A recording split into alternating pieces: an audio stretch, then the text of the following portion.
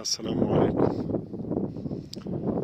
موږ به د خانوزۍ د ډیم دا اوس کوم کار پر شروع دی دا به در ښکاره کړو چې دا کار څنګه دی د PC1 مطابق چې کار یې څنګه کار پر کړی دی. دا لوړې دا مختلف مشینري استفاده پر تر کړې ده. دغه پټلۍ تر ډېره حده پورې مثبته معلومه شي. اوس دغه د ډیم چې کوم کار دی دغه لاندې دغه مې موږ در ښکاره کړو. ډیم خو اوس بیا دی خشک. دا لاندې چې کومه مځکه ده دغې لاندې ورته مضبوطه کلا د بله واره چې کوم شګاف کې پیدا شو کوم سروی کې پیدا شو نو بیا بله واره دا تره خدشانه پېښېږي دا تره حالات ونه پر راځي. دا اوس د ډیم پټلۍ ده. نور به موږ لاندې بیا در ښکاره کړو چې دا کوم کار دوی کړی دی.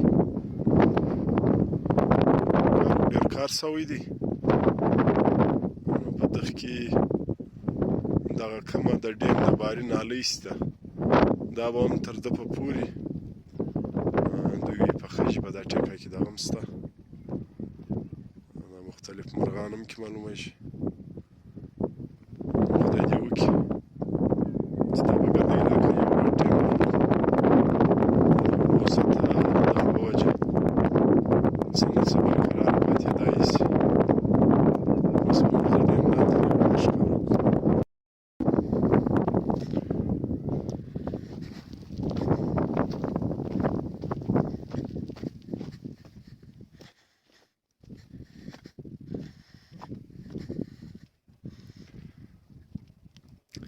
دا پټلۍ ګرده له دغه ځایګې اخیستې ده.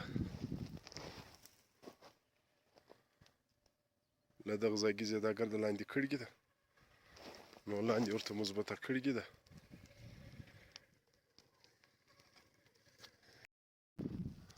دغه د ډیم په بیخ کې دغه ځای مثبته ورته لاندې کړی دی.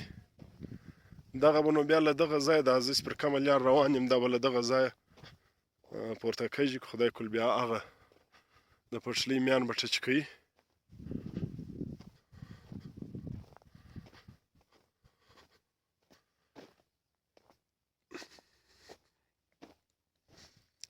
دا دغه یې کې جوړ کړی دی.